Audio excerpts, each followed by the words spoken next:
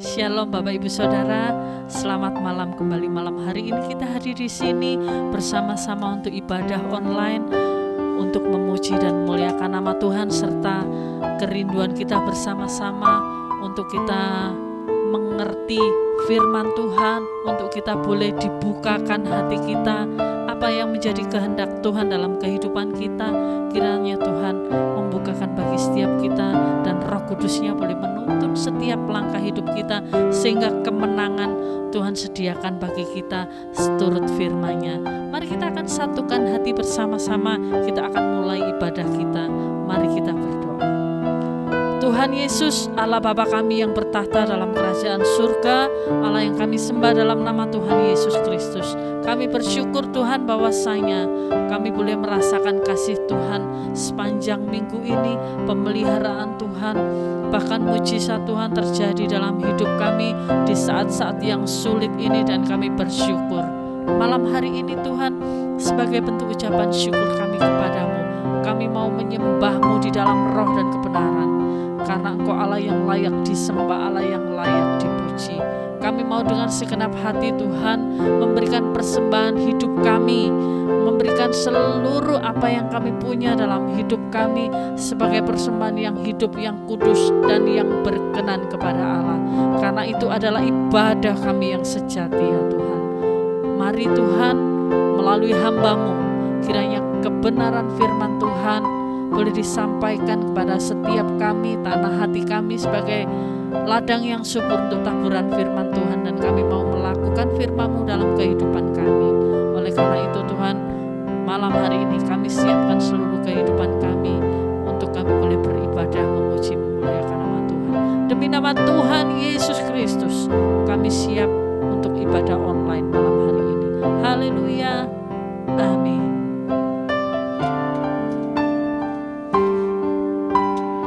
Engkaulah kekuatanku, tempat perlindunganku, saat badai menerpa.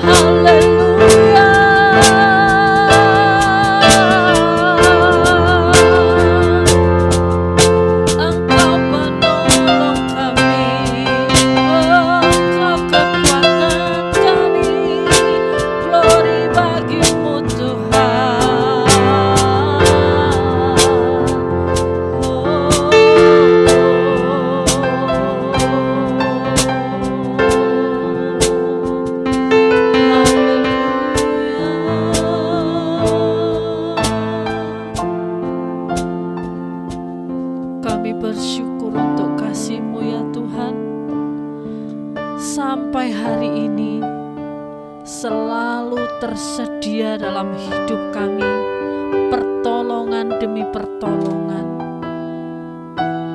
Dan kami bersyukur Tuhan, tidak pernah sedetik pun Engkau membiarkan kami sendiri. Kami bersyukur Engkau begitu mengasihi kami Tuhan. Dan kami mau dengan segenap hati kami hidup dalam kasih-Mu itu ya Tuhan. Terima kasih Bapa di surga. Terima kasih Yesus.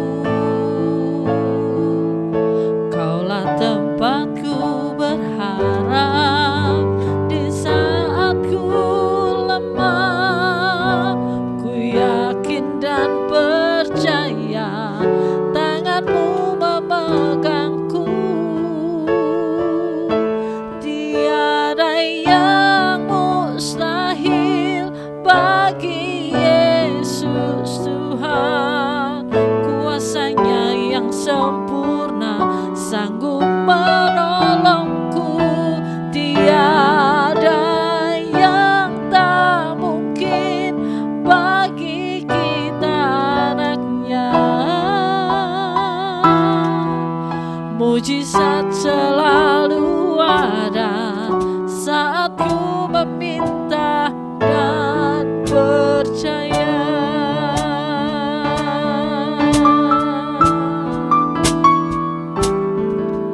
Pertolongan-Mu ya Bapa, itu cukup bagiku, tak pernah terlambat menolongku.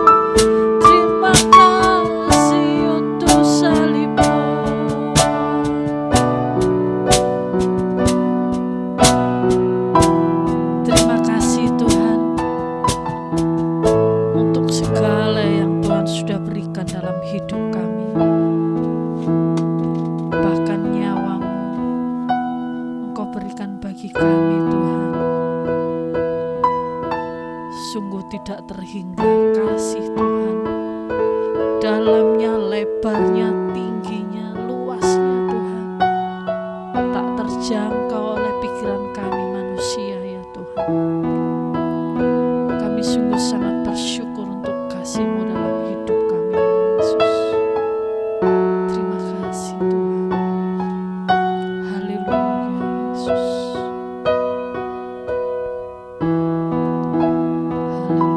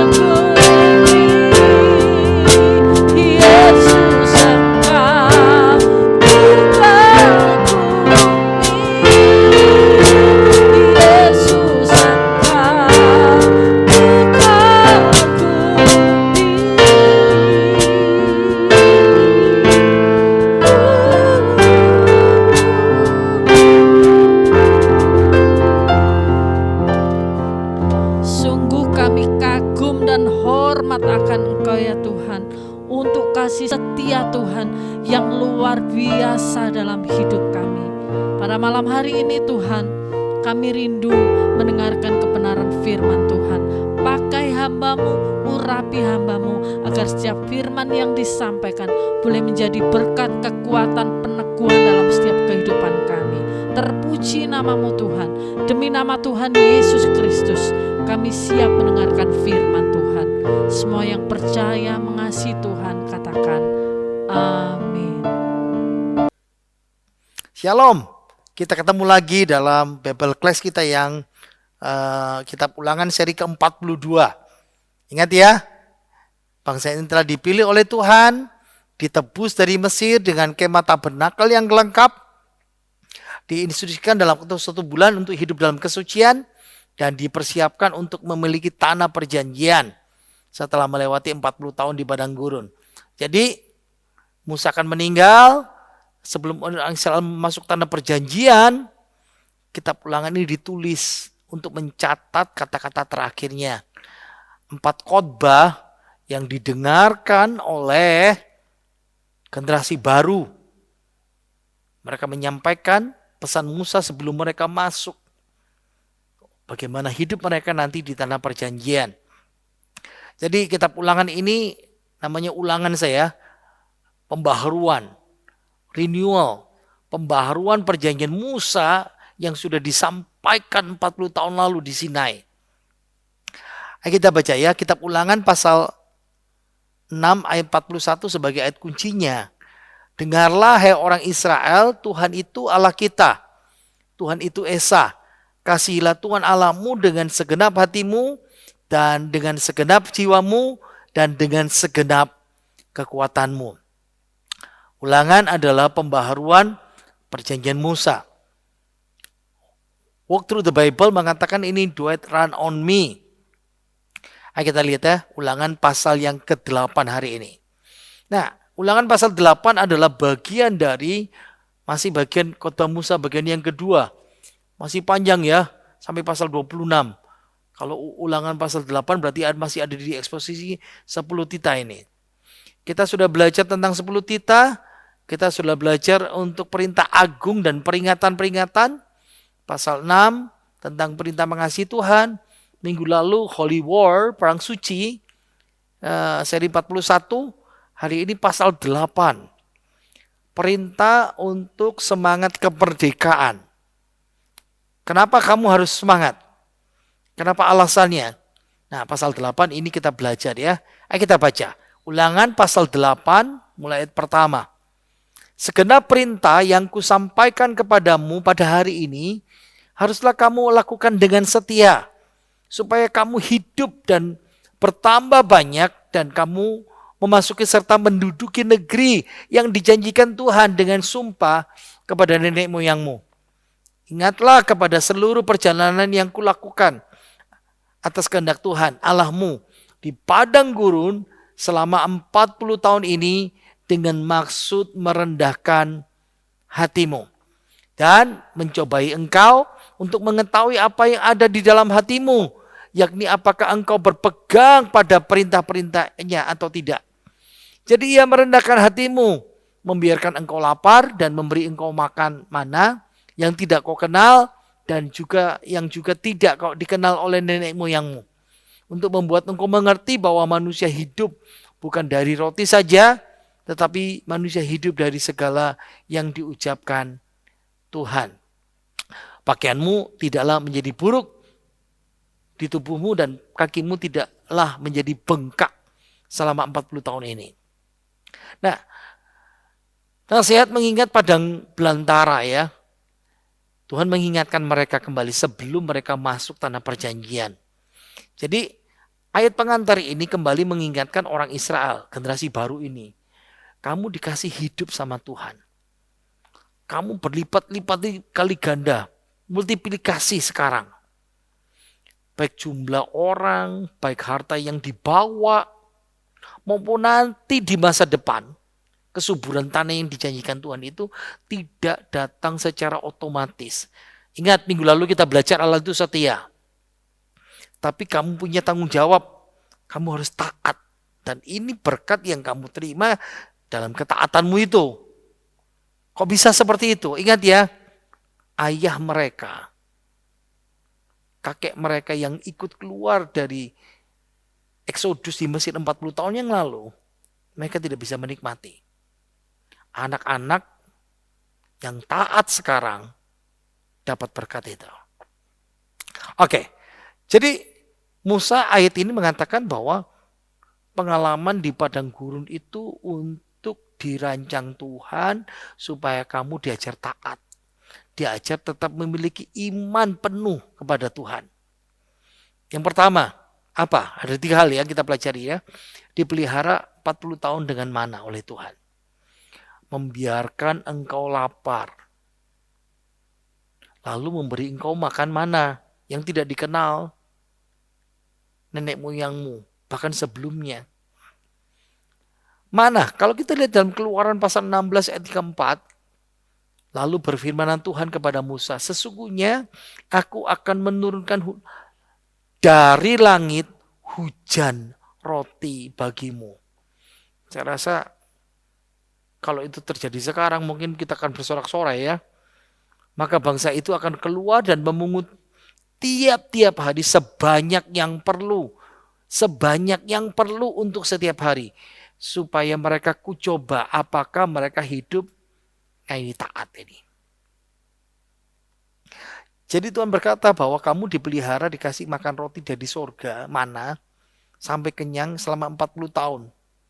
Ingat ya, mereka keluar dari tanah Goshen, menyeberang laut Teberau, lapar di sini. Makanan sudah habis yang dibawa. Di sini Tuhan kasih mana dan burung puyuh. Lalu mereka berjalan dan di sini Gunung Sinai. Lalu mereka berjalan, lalu Tuhan kasih mereka tugas kepada 12 mata-mata dan itu membuat mereka berputar-putar. Dan sekarang ini generasi baru mereka sudah sampai seberang Sungai Yeriko. Seberang Sungai Yordan. Mau masuk. Jadi dari sini sampai di sini 40 tahun Tuhan kasih makan mereka. Jadi mana itu sebetulnya Tuhan kirim pada waktu malam hari. Jadi waktu embun turun, turun juga mana. Nah, mana akan meleleh kalau matahari mulai bersinar. Kalau matahari panas bersinar, cair mana itu. Nah kita lihat Keluaran 16 ayat 13b ya. Versi firman Allah hidup. Pada pagi harinya tanah gurun di sekitar perkemahan itu basah oleh embun. Ketika embun itu menguap di permukaan tanah sesuatu yang putih dan ringan berupa butir-butir kecil. Jadi tiap hari mereka harus kumpulkan. Kenapa sih kita diajar give us this day our daily bread? Berilah kami hari ini makanan kami yang secukupnya. Karena prinsip ini gambaran ini. Nah, zaman sekarang kan anak-anak muda kan tidak bisa bangun pagi. Kalau malas bangun pagi, zaman dulu nggak ada weker ya. Kalau malas bangun pagi gimana? Nggak dapat makan. Saya jadi ingat ya waktu kecil, papa saya memerintahkan harus ikut doa pagi. Kalau tidak ikut doa pagi tidak dapat makan. Seharian seperti itu. Oke. Keluaran 16 ayat 31. Makanan itu disebut mana. Manhu bahasa Ibrani. Mana, manhu. Apa itu? Warnanya putih seperti biji ketumbar. Dan pipih rasanya seperti roti madu. Nah ini berarti ingat ya. Mereka harus percaya selama 40 tahun Tuhan pasti mengirim makanan setiap subuh. Pasti. Tangkap ini ya. Masa-masa yang berat dan sukar seperti ini. Tuhan pasti pelihara hidup kita. Amin. Oke. Tapi beda. Pada hari ke-6 mereka harus kumpulkan 2 kali lipat. Kenapa? Hari Sabat Tuhan tidak kirim. Makanya prinsip Sabat tidak boleh bekerja. Hari Jumat mereka mesti kumpulkan 2 kali. Kalau hari Senin kumpulkan 2 kali buat besok, pasti basi. Tapi kalau hari Jumat kumpulkan 2 kali, Sabtu nggak basi. Itu luar biasa dari Tuhan ya. Mungkin ada penerapan buat kita. Kenapa kita disuruh diajar Tuhan namanya menabung. Seperti itu. Ya. Oke. Julukan mana itu apa saja? Authorized Version mengatakan rain bread from heaven. Hujan roti dari surga. Mazmur mengatakan gandum dari langit. Yohanes mengatakan makan roti dari surga. Ini berarti penyediaan Tuhan bagi umatnya.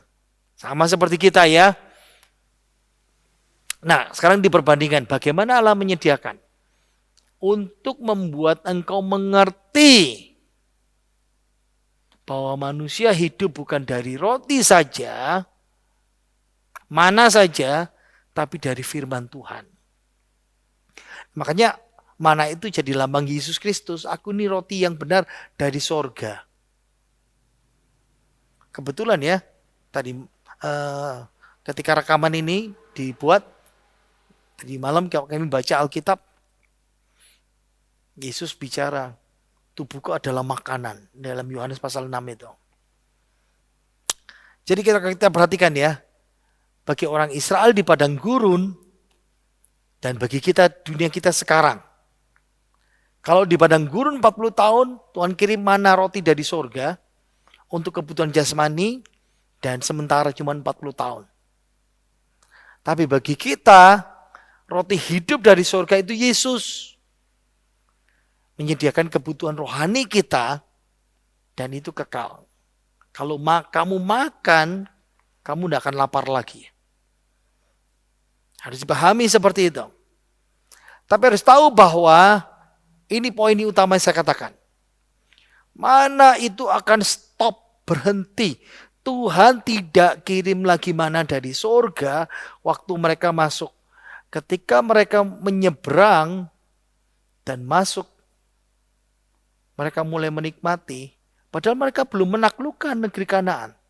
Tapi mereka begitu masuk negeri perjanjian, Tuhan berkata kamu akan makan dari negeri ini. Tuhan stop. Hari ini saya mau mengajar sesuatu apa sih? Ada doakan Bapa kami, give us this day our daily bread. Bergantung sama Tuhan.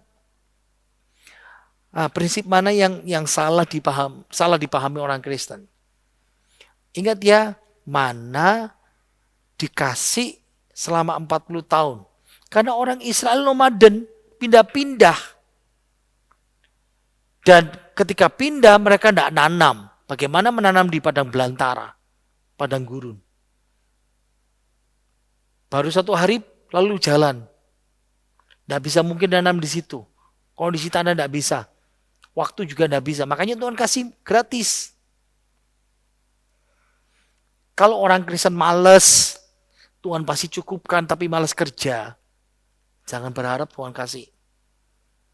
Jangan salah mengerti seperti itu ya. Kita teruskan. Jadi pengalaman di gurun itu dirancang oleh Tuhan. Ingat ya. Kita balik lagi yang tadi itu. Menghasilkan kepatuhan dan keyakinan apa? Dikasih pangan sama Tuhan. Sama seperti kita sekarang. 2 arti. Berkat jasmani dan berkat rohani. Yang kedua masalah sandang. Pakaian. Tuhan juga pelihara. Pakaianmu tidaklah menjadi buruk di tubuhmu. Saya mencoba melihat ada satu website soal pakaian. Ya. Dikatakan seperti ini. 7 faktor kunci yang perlu dipertimbangkan waktu menilai data yang pakaian. Kenapa saya tanya seperti ini? Ingat ya, 40 tahun pakaian tidak rusak. Coba pikirkan ya, pakaian kita ini bisa bertahan berapa lama? Ada orang berkata, pakaian saya waktu kecil itu masih ada sampai sekarang. Ada yang berkata begitu. Oke, tapi nggak pernah dipakai. Disimpan. Tapi masalahnya kalau ini dipakai terus tiap hari. Makanya lihat ya, konstruksinya namanya jahitan. Bahan rajut, bahan tenun beda. Dan punya waktu. Kalau tiap hari dipakai. Tapi Tuhan berkata apa? Pakaianmu tidaklah menjadi buruk di dalam tubuhmu. Faktor yang kedua, apa? Abrasi. Lihat ya, orang Israel kan nyuci. Nyucinya di sungai, atau nyucinya di oasis. Kita kan pakai cuci tangan, pakai sabun, pakai mesin cuci. Ingat, ketika baju itu dicuci, entah mereka pukul-pukul dengan kayu zaman dulu, ingat ya seperti ini, entah dipukul-pukul di batu, serat itu pasti longgar. Umurnya nggak lama. Faktor yang ketiga, tepi. Lihat ya, ada namanya kerah. Di belakang kerah, di celana kita, tapi baju kita, di celana juga ya. Itu yang paling gampang rusak. Warna kalau kita bilang. Warna itu kalau berkali-kali dicuci, dibersihkan, dipakai, memudar, jadi lusuh. Cuaca. Siang panas sekali, malam dingin sekali, itu mempengaruhi ketahanan kain. Noda. Ingat ya, debu, kotoran, waktu mereka potong hewan, kena noda. Itu merusak. Yang terakhir itu bau. Ingat ya, bau keringat kita itu kuat sekali tuh. Kalau misalnya kena kain, kena apa, ada batasnya. Tapi Tuhan berkata, pakaianmu tidak menjadi rusak, usang. Lihat ya, yang ketiga fisik. Kakimu tidaklah menjadi bengkak selama 40 tahun ini. Ada penelitian Dr. James dari Harvard, dia berkata seperti ini. Siapapun bisa mengalami kaki bengkak dari waktu ke waktu. Umum, apalagi kalau saudara suka jalan atau berdiri waktu lama. Dan itu yang dilakukan orang Israel. Nah, pembengkakan ini, edema ini tanda bahaya. Tapi Tuhan berkata, lihat ya balik tadi itu. Kakimu tidaklah menjadi bengkak. Padahal jalan terus. Ayat selanjutnya. Maka haruslah engkau insyaf bahwa Tuhan Allahmu mengajari engkau seperti seseorang mengajari anaknya. Oleh sebab itu, haruslah engkau berpegang pada perintah Tuhan Allahmu dengan hidup menurut jalan yang ditunjukkannya dengan takut akan Dia. Nah, Tuhan mendisiplin mereka seperti seorang anak ya. Membuat mereka bergantung pada makanan, air, pakaian, dan fisik. Banyak sekali. Nah, satu-satunya tanggapan anak ya kepada bapak, taat. Patuh, berpegang pada perintahnya, hormat, respect. Karena lihat ya, takut untuk tidak taat karena Allah itu begitu berkuasa dan begitu suci. Mereka lihat sendiri. Melawan, memberontak, mati. Supaya jadi contoh buat orang lain tidak melakukannya seperti itu. Terus kita baca ya. Sebab Tuhan Allahmu membawa engkau masuk ke dalam negeri yang baik. Suatu negeri dengan sungai, mata air, dan danau yang keluar dari lembah-lembah dan gunung-gunung. Suatu negeri dengan gandum dan jelainya. Dengan pohon anggur, pohon ara, dan pohon delimanya. Suatu negeri dengan pohon zaitun dan madunya. Suatu negeri di mana engkau akan makan roti dengan tidak usah berhemat, di mana engkau tidak akan kekurangan apapun. Suatu negeri yang batunya mengandung besi, dan dari gunungnya akan kau gali tembaga. Ingat ya, nasihat supaya orang Israel tidak melupakan Tuhan. Nah, ayat 7-9 ini beda ya. Mereka berjalan selama 40 tahun. Mereka pasti ingat. Mereka sekarang lagi mau menyeberang Sungai Yordan di depan mereka. Kota Yeriko di seberang sana. Di tempat ini mereka mendengar khotbah Musa. Dan Tuhan mengingatkan mereka. Jangan lupa Tuhan. Kenapa? Mereka hidup 40 tahun di padang belantara. Nah, kalau sudah baca Alkitab ya, padang belantara. Nah, padang belantara itu seperti ini. Tanah yang banyak batunya. Sakit sekali kalau jalan di tempat ini.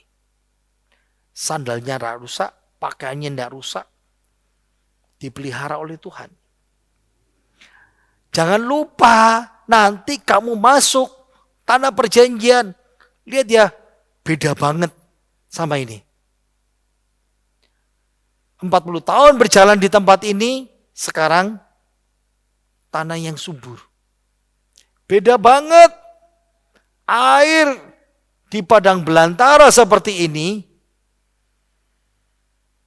mesti cari di oasis. Kadang-kadang Tuhan bawa mereka ke sungai. Nanti di negeri mereka air itu berlimpah. Dari sungai Yordan, dari sumber mata air, dari glacier, dari danau. Itu penting karena mereka hidup dari pertanian, peternakan, perkebunan. Air melimpah itu penting untuk tanaman dan menopang kehidupan. Ini gambar sungai Yordan ya, yang saya tunjukkan sama saudara. Hasil pertanian pun berlimpah-limpah. Engkau dapat biji-bijian gandum dan barley, jelai. Mereka tiap hari makan mana. Tadi itu kan digambarkan mana kan. Sekarang variatif. Hasil perkebunan yang melimpah. Anggur, delima, dan buah ara. Saya jadi ingat waktu 5 tahun lalu ke Israel, minumnya jus delima ya. Keren sekali. Minyak zaitun. Dari biji ini, lihat ya. Nah, ini biji yang sudah matang, biasanya ditumbuk jadi minyak. Negeri yang berlimpah susu dan madu. Ingat ya, ini berarti tanah subur, tanah Kanaan. Negeri yang berlimpah dengan mineral, besi, tembaga. Mereka bisa pakai untuk alat apa saja. Nasihat supaya tidak boleh melupakan Tuhan apa? Di tanah perjanjian kamu tidak akan kekurangan apa-apa. Itu semuanya karena Tuhan. Karena kamu juga taat. Ayo kita terus. Dan engkau akan makan dan akan kenyang. Maka engkau akan memuji Tuhan Allahmu karena negeri yang baik yang diberikannya kepadamu. Itu. Hati-hatilah supaya jangan engkau melupakan Tuhan Allahmu dengan tidak berpegang pada perintahnya, peraturan dan ketetapannya yang kusampaikan kepadamu pada hari ini. Dan supaya apabila engkau sudah makan dan kenyang, mendirikan rumah-rumah yang baik serta mendiaminya, dan apabila lembu, sapi, dan kambing dombamu bertambah banyak, dan emas serta perakmu bertambah banyak, dan segala yang ada padamu bertambah banyak, janganlah engkau tinggi hati, sehingga engkau melupakan Tuhan Allahmu yang membawa engkau keluar dari tanah Mesir, dari rumah perbudakan, dan yang memimpin engkau melalui padang gurun yang besar dan dahsyat ini, dengan ular-ular yang ganas, serta kalajengkingnya dan tanah yang gersang, yang tidak ada air. Dia yang membuat air keluar bagimu dari gunung batu yang keras. Dan yang di padang gurun memberi engkau makan mana yang tidak dikenal oleh nenek moyangmu, supaya direndahkannya hatimu dan dicobainya engkau hanya untuk berbuat baik kepadamu akhirnya.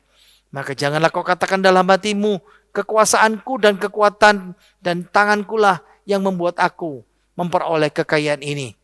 Tetapi haruslah engkau ingat kepada Tuhan Allahmu, sebab dialah yang memberikan kepadamu kekuatan untuk beroleh kekayaan dengan maksud meneguhkan perjanjian yang diikrarkannya dengan sumpah kepada nenek moyangmu sampai sekarang. Nah, jadi Musa sekali lagi menjelaskan bahaya melekat. Ini berapa seri yang lalu ya, kalau saudara masih ingat. 2 seri lalu. Nanti kalau engkau sudah masuk tanah perjanjian, engkau makmur, hartamu melimpah, engkau tidak kekurangan apapun, ada bahaya. Bahaya apa? Melupakan Tuhan. Di padang gurun kamu bergantung dikasih mana? Dikasih air. Nanti di negeri baru, makmur, dan kau merasa, aku dapat sendiri, aku kerja keras sendiri. Tuhan ingatkan, semuanya ini dari Tuhan. Kemakmuran yang baru mungkin bisa menyembunyikan kebutuhan mereka, ketergantungan mereka kepada Tuhan. Gini aja lah paling gampang. Coba ya, kita lagi susah, kita lagi butuh. Kita doa minta sama Tuhan. Sungguh-sungguh. Tapi kalau lagi diberkati, lagi hidup enak, lupa sama Tuhan. Nah, obat kesombongan itu apa? Obat penawarnya. Memuji Tuhan. Memuji Tuhan Allahmu. Ingat ya, kalau mereka gagal memberikan pujian pada Allah atas berkatnya, ini berarti sudah mulai melangkah untuk lupa sama Tuhan. Melangkah untuk tidak taat pada perintahnya itu. Orang yang gagal mengembalikan segala puji, hormat, syukur hanya bagi Tuhan dengan tulus, hatinya berubah jadi sombong. Dalam kelimpahan, kenapa?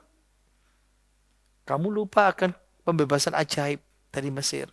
Kamu lupa tanah perbudakan dulu di Mesir. Kamu lupa 40 tahun hidupmu di padang gurun. Kamu lupa ular ganas, ular berbisa, dan kalajengking. Ingat ya, engkau melupakan pembebasan di Exodus. 400 tahun diperbudak. Melupakan 40 tahun di padang belantara yang susah air, susah makanan. Dipelihara Tuhan, dijagai Tuhan. Dipelihara Tuhan dari ular berbisa, ular beludak. Viper. Dipelihara dari kalajengking. Nah ingat ya, satu-satunya dari referensi Pentatuk, Kejadian, Keluaran, Imamat, Bilangan, Ulangan. Cuma di ayat ini ada ayat tentang kalajengking yang berkeliaran. Digigit, bisa panas dingin, bisa mati. Tuhan pelihara mereka. Makanya sekarang kalau nanti belum sampai di sana, lupa Tuhan. Kalau sudah sampai di sana lupa Tuhan, kamu lupa bahwa Tuhan pelihara hidup kita. Orang sombong itu cenderung menghargai kemampuannya sendiri. Padahal kekayaannya itu karunia dari Tuhan. Seperti hanya air kok bisa keluar dari batu. Nah mungkin itu Tuhan. Makanya cara menghindari dengan memuji Tuhan. Harus ada pujian dari mulut kita. Mengingat bahwa Tuhan itu baik. Dan ini pelajaran tentang padang gurun itu menyadari bahwa itu semuanya semata-mata anugerah dari Tuhan. Pernahkah memikirkan dalam kehidupan saudara dan saya? Coba di masa-masa seperti ini. Banyak gak kita memuji Tuhan? Mungkin suara kita kurang bagus. Yang saya lakukan seringkali adalah puji Tuhan. Haleluya. Tuhan engkau baik. Itu yang seringkali saya lakukan. Karena tahu bahwa semua yang kita alamin itu dari Tuhan. Saya mau tutup dengan satu penerapan ya buat kita. Ingat ya, ayat ini menolong kita untuk mengerti bahwa Allah menyuruh kita untuk mengingat. Orang Israel disuruh Tuhan untuk mengingat apa yang Tuhan lakukan. Padahal mereka belum masuk di sana ya. Itu berarti bahwa Allah itu kasih kita namanya memori, ingatan. Coba ya, misalnya kita nyanyi misalnya Indonesia Raya. Kita ingat Pancasila. Satu, ketuhanan yang Maha Esa, itu namanya memori, ingatan. Bahaya loh kalau kita tidak bisa punya ingatan, memori itu.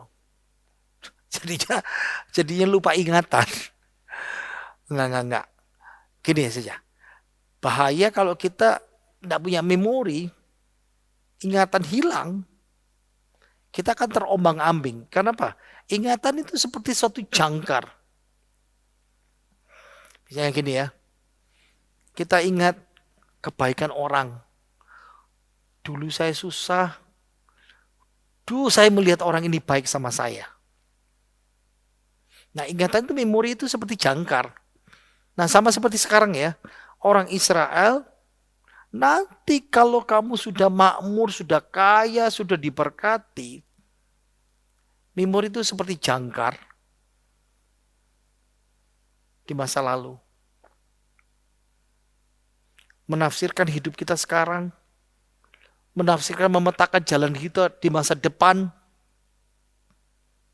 Saya bisa seperti ini karena Tuhan. Saya kasih ilustrasi, kisah nyata ya. Ada penyakit langka.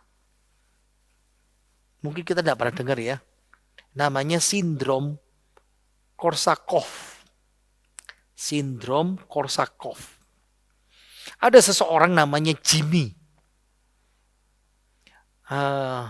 Bukan Jimmy jemaat ya. Nah, di Amerika Serikat.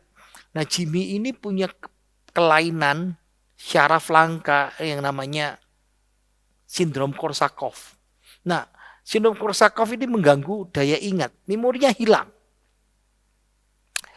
Jadi cerita si Jimmy ini yang punya sindrom Korsakoff ini diceritakan dalam buku Dr. Oliver Sacks. Waktu bertemu tahun 75. Jadi kisahnya tahun 75.